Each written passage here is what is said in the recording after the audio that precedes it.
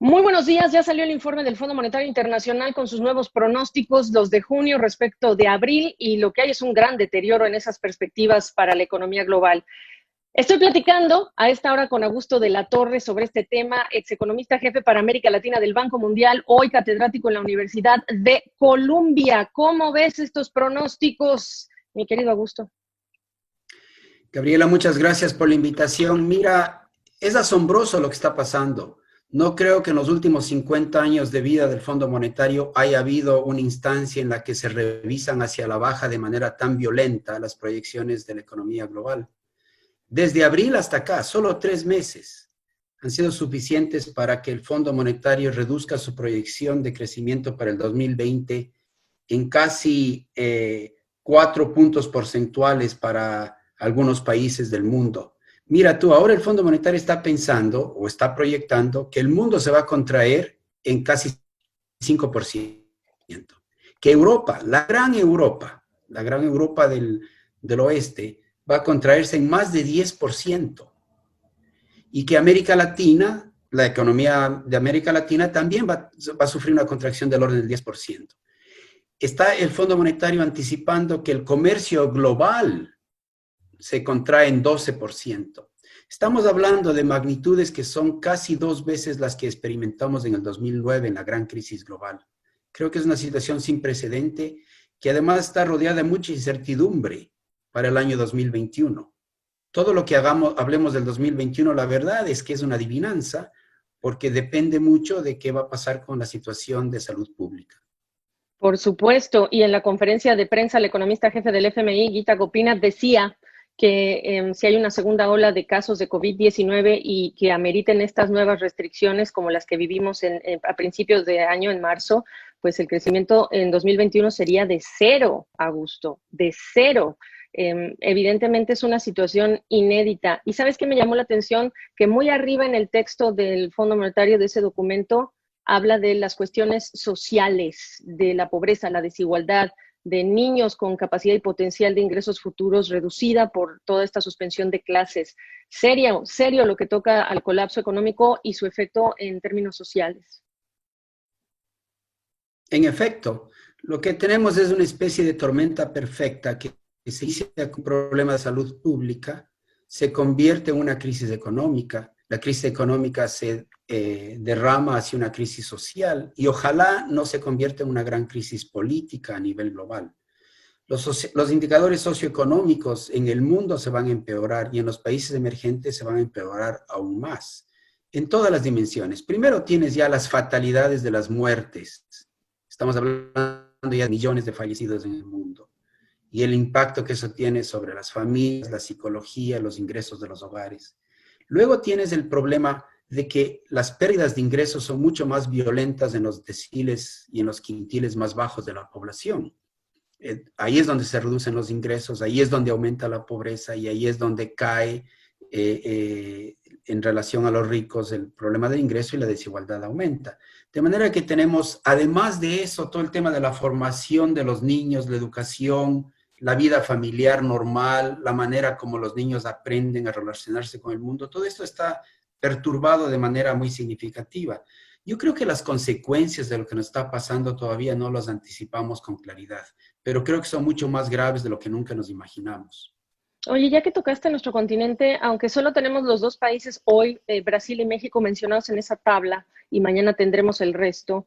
Oye, bajar el pronóstico de crecimiento en más de 3 puntos para Brasil, que ahora dicen va a ser contracción de 9,1%, y México más de 10%, No te escucho, Gabriel. 10,5%, que sea una contracción o una corrección de más de 3 puntos abajo Latinoamérica, particularmente Brasil y México. ¿Qué te dice? ¿Qué me dices? Lo que te dice es que no podemos predecir las implicaciones más persistentes de esta crisis. Si lo único que tuviésemos fuese que la liquidez cae temporalmente, la capacidad utilizada baja temporalmente y los ingresos caen temporalmente, bueno, pues tú empiezas a echar dinero a la economía, asistencia y de pronto se recupera. Pero creo que lo que está pasando es que aunque echas dinero a la economía, la gente no la puede gastar. Tratas de estimular a las empresas no pueden producir porque la gente está en confinamiento.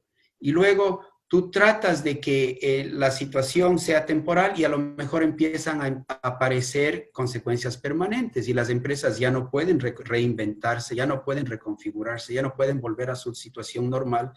Como resultado de todo eso, lo que tú tienes es que lo que está pasando de una crisis temporal de liquidez se está convirtiendo poco a poco en una crisis de capacidad de pago, de que ya las empresas no van a poder regresar a sus niveles normales, que los trabajadores y los hogares no van a poder regresar a sus patrones normales de vida. Entonces, los efectos persistentes de esta crisis todavía no los entendemos. Y peor aún, imagínate si estos efectos persistentes le contaminan al sistema financiero. Y lo que es una situación económica y social ahora se convierte en una crisis financiera, que no es un riesgo bajo, porque ya el mundo entró a esta crisis con problemas de endeudamiento altos. Y ahora imagínate con la explosión de deuda que esto está implicando para el sector público. Y las advertencias en torno a esto llegaron del FMI desde el año pasado para economías emergentes y empresas en Brasil y en otros puntos del continente también, Augusto. Este es un tema que se va a insertar también en el debate nacional e internacional. No te escucho. Decía yo que este tema se va a insertar en el debate internacional y además esta es una advertencia que ha hecho el FMI para empresas como por ejemplo en Brasil desde hace un año. Sí, sin duda, sin duda. O sea, tú lo que puedes tener es una serie de bancarrotas empresariales o en algunos casos algunas empresas que se vuelven empresas zombies, es decir, que trabajan a medio gas, pero que no cierran. Entonces podemos tener un fenómeno de necesidades enormes de reestructuración empresarial que ya no se solucionan con deuda, se solucionan con capital. Y la pregunta es cómo vamos a inyectarle capital al mundo, porque obviamente es fácil desembolsar préstamos, pero la deuda no te soluciona los problemas de capital y tú tienes problemas de capital cuando las empresas necesitan reinventarse. Entonces vamos a tener un problema muy grande de reestructuración económica global, me parece a mí, que va más allá de una situación temporal. ¿Qué me dices de la región de tu país? Se recuperaron los precios del petróleo, pero se cae el comercio. ¿Qué me dices? ¿Qué te preocupa de lo que estás viendo en nuestro país? Me imagino que no es una sola cosa, pero háblame de nuestra región. Mira, la región es muy heterogénea. Entonces, en el un extremo tienes un país como Chile, que tiene espacio de maniobra mayor, parecido al europeo. Tiene una situación fiscal en donde puede moverse, tiene un banco central con mucha credibilidad y tiene muchos ahorros. Entonces, Chile es un Estado que tiene la capacidad de asistirle a la economía privada en este difícil momento de mejor manera. Al otro extremo tienes Venezuela, que ya entró, digamos, despedazada, la economía despedazada de esta crisis. Y cerca de Venezuela tienes algunos países como Ecuador, donde el espacio de maniobra es muy reducido, no hay espacio fiscal porque habían problemas fiscales previos a la pandemia. Es un país dolarizado, no puede imprimir moneda local porque no la tiene y por tanto necesita mucho más asistencia internacional para poder recomponer su economía local. Entonces la heterogeneidad de la región es muy grande, pero lo que sí es obvio es que el grado de asistencia que va a tener que venir de los países ricos, del Fondo Monetario, del Banco Mundial y del BID es mucho mayor del que ahora se está armando. Entonces, creo que va a haber un proceso político de presión sobre los países ricos para que no se olviden de asistirle al mundo, porque ahora es una cuestión de asistirnos entre todos, de ayudarnos entre todos, estamos todos en el mismo bote. El virus le pega al globo. ¿Ves capacidad de liderazgo para hacer eso? No ha sucedido aún y todavía no ha pasado lo peor, nos están diciendo hoy. Sí, lamentablemente, cuando hay una crisis de este tipo, uno esperaría que el mundo encuentre, descubra y aparezcan grandes líderes, ¿no? Como apareció Winston Churchill en medio de la Segunda Guerra Mundial o Roosevelt en Estados Unidos. Lamentablemente, el mundo carece de ese tipo de líderes en este momento y está desunido.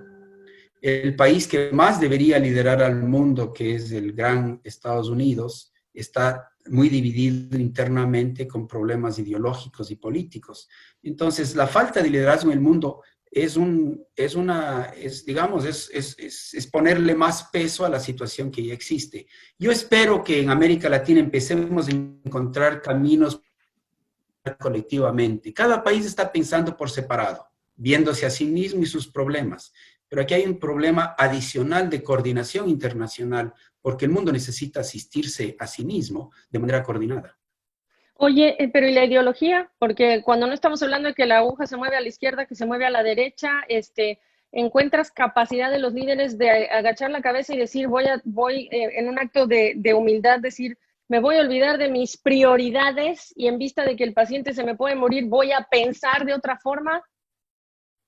Sí, eso es lo que uno debería esperar, ¿no es cierto? En el momento que tú estás enfrentando la posibilidad estás enfrentando problemas de sobrevivencia, en el momento, el instinto debería hacerte unir y deberíamos empezar a ver en Latinoamérica en particular, e incluso en Estados Unidos, una especie de tregua política para dejar de lado las divisiones ideológicas o étnicas y empezar a pensar el problema de la sobrevivencia de la humanidad. Entonces, a mí sí me sorprende que pese a la gravedad del tema, no haya más unión y más consenso. Lo cual sí te puede reflejar el hecho de que la gente todavía no se da cuenta lo grave que es la situación.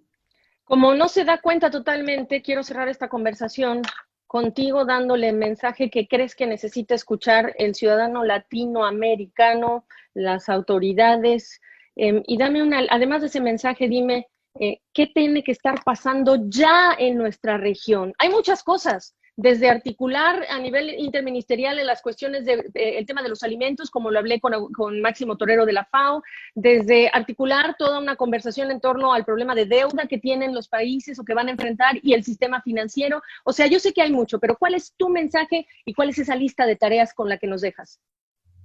Mira, para mí la más importante es la de, en primer lugar, darnos cuenta de que de aquí no vamos a salir ilesos.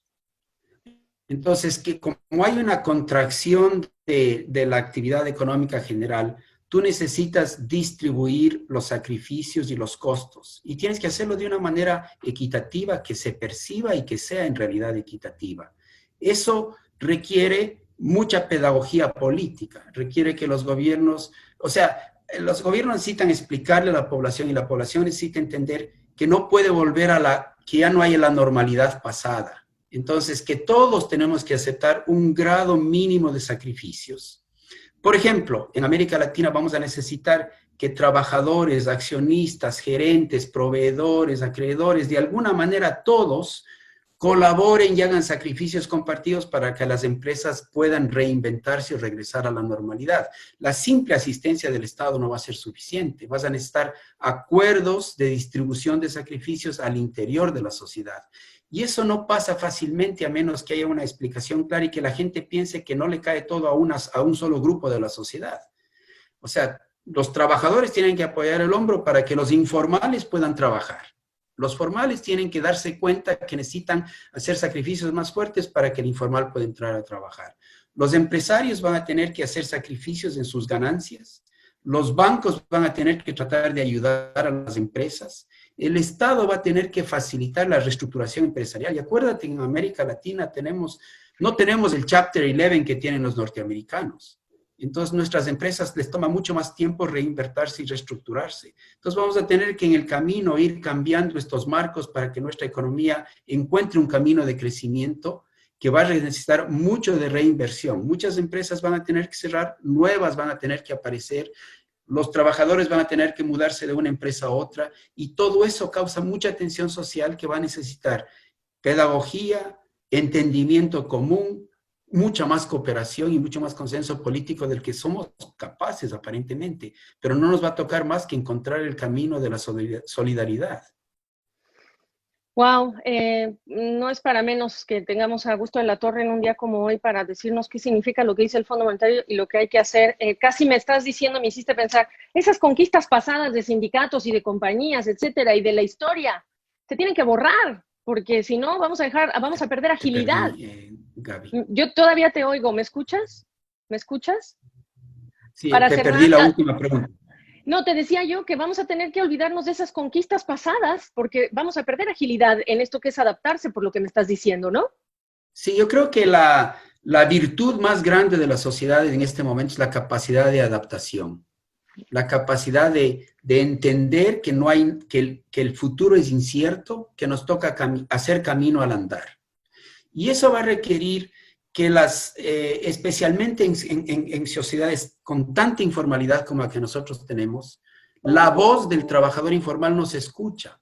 El trabajador informal no está organizado. Los que están organizados son los sindicatos, son los gremios empresariales. O sea, el nuevo empresario, el trabajador informal no tienen voz en nuestras sociedades y nuestros sistemas políticos no canalizan esas voces.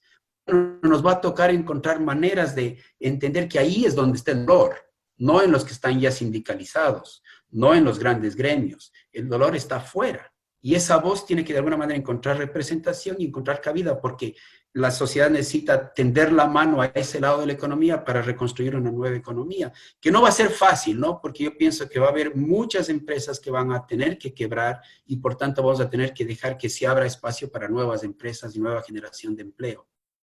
En una región donde no estamos acostumbrados a eso. Mira, en nuestra región la gente quiere tener el mismo trabajo toda la vida.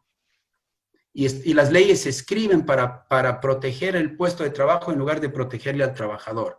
Pues vamos a tener que migrar a protegerle al trabajador en su movilidad. Bueno, casi que prepárense para el cambio, si no es que están preparados mentalmente. Te mandamos un abrazo. Tuvimos problemas técnicos, pero pues así es la vida, nos estamos adaptando. Y no se nos olvide la mascarilla. Yo esta semana lo he dicho mucho porque hay casos que están aumentando en Estados Unidos, en varios estados. Gracias, Augusto de la Torre. Un abrazo muy fuerte. Saludos hasta Washington.